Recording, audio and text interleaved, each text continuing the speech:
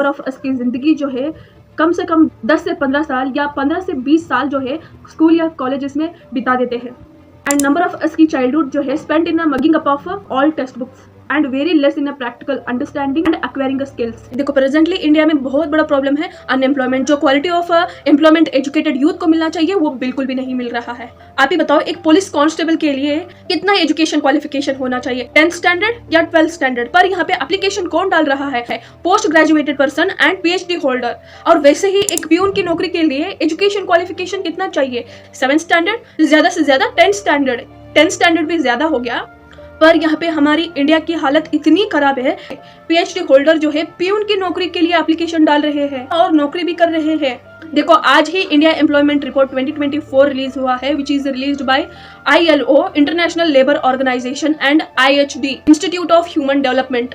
According to this report 80% of Indian youth जो है unemployed है एंड एम्प्लॉयमेंट रेट जो है 5.1%। देखो एक स्टडी में ये सामने आया है 47% ऑफ इंडियन जो है they are not suitable for any kind of manufacturing working role.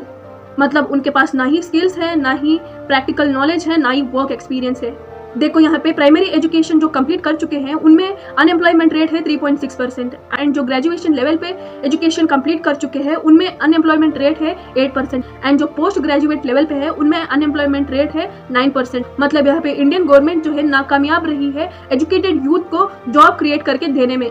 बहुत सारे लोग आपको ये बोलेंगे आप बेरोजगार हो तो वो आपकी गलती है। कुछ लोग ये भी बोलेंगे आप सिर्फ गवर्नमेंट की नौकरी के पीछे क्यों लगे हैं, प्राइवेट जॉब्स क्यों नहीं करते। एंड पहली बात तो ये बहुत सारे लोग जो है प्राइवेट कंपनी में काम करते हैं एंड प्राइवेट कंपनी की सैलरी इंडिया में इतनी कम होती है ना, एक मेट्रोपॉलिटन सिटी में 5 लोगों की एक फैमिली जो है सर्वाइव करना बहुत ज्यादा मुश्किल है। एंड रूरल एरिया में प्राइवेट जॉब्स की एंड प्राइवेट कंपनी की बात ही मत करो। रूरल एरिया में एजुकेटेड यूथ के लिए कोई जॉब से नहीं होती, वहाँ पे ऑप्शन होती है खेती बाड़ी करो या फिर छोटे छोटे बिजनेस करो। फॉर एग्जाम्पल मेरी फ्रेंड की ही बात करें, ये लड़की जो है बहुत ज्यादा टैलेंटेड थी। डिग्री में एक पेपर में 100 आउट ऑफ 100 लेकर आई थी और डिग्री के बाद 2 साल BEd करके मतलब 2 साल टीचर ट्रेनिंग करके प्राइवेट स्कूल में पढ़ाने गई। आप ही बताओ उसको कितना सैलरी मिलना चाहिए? कम से कम 12 से 15 हज़ार तो मिलना चाहिए ना। लड़की को सिर्फ और सिर्फ स्टार्टिंग में 5,000 दिया गया।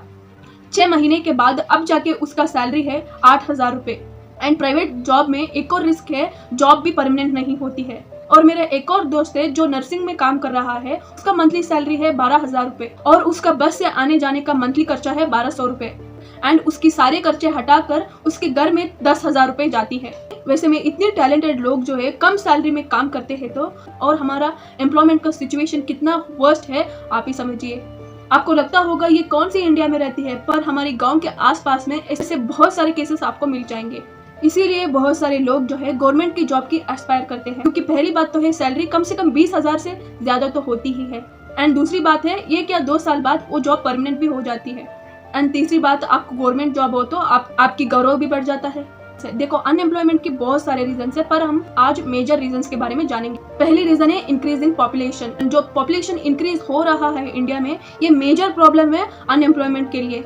दूसरा है एजुकेशन सिस्टम। एवरेज 10 से 15 साल जो है हम एजुकेशन में लगा देते हैं एंड बहुत सारे लोग जो है लाखों रुपए जो एजुकेशन में लगा देते हैं, पर यहाँ पे 20,000 की नौकरी मिलना भी बहुत ज्यादा मुश्किल है, क्योंकि जो एम्प्लॉयमेंट के लिए जो जरूरी skills, knowledge, practical knowledge education system से मिलना चाहिए वो बिल्कुल भी नहीं मिल रहा है। एंड तीसरा रीजन है job qualification and education qualification mismanagement. And fourth reason है shift of Indian economy from agriculture sector to direct service sector. यहाँ पे मैन्युफैक्चरिंग सेक्टर को बाईपास करके हम इंडिया में सर्विस सेक्टर में आगे बढ़ रहे हैं, पर यहाँ पे मैन्युफैक्चरिंग सेक्टर में बहुत ज्यादा पोटेंशियल है एम्प्लॉयमेंट क्रिएट करने में। फिफ्थ रीजन है discriminating employment basis on race, caste, sex, religion आधार पर एम्प्लॉयमेंट देना।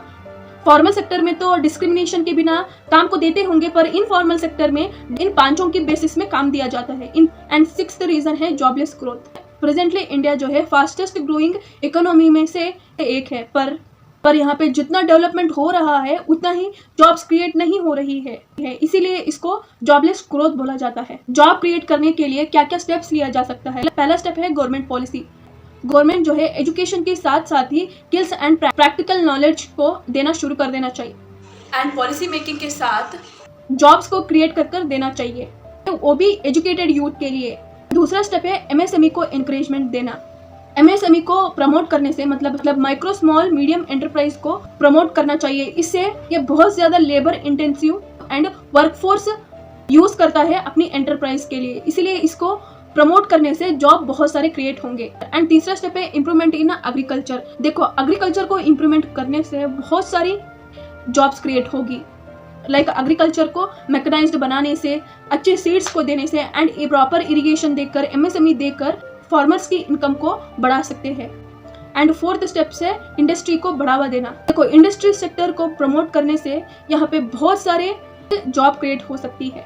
देखो अनएम्प्लॉयमेंट जो है एक विशियस सर्कल की तरह है। देखो एम्प्लॉयमेंट नहीं रहेगा तो उसकी प्रोडक्टिविटी कम हो जाएगी, उसकी प्रोडक्टिविटी कम हो जाएगी तो उसकी purchasing power, savings and investment जो है लिमिटेड हो जाएगा, उससे उसकी स्टैंडर्ड ऑफ लिविंग जो है नीचे गिर जाएगा and which is leads to poverty and income inequality.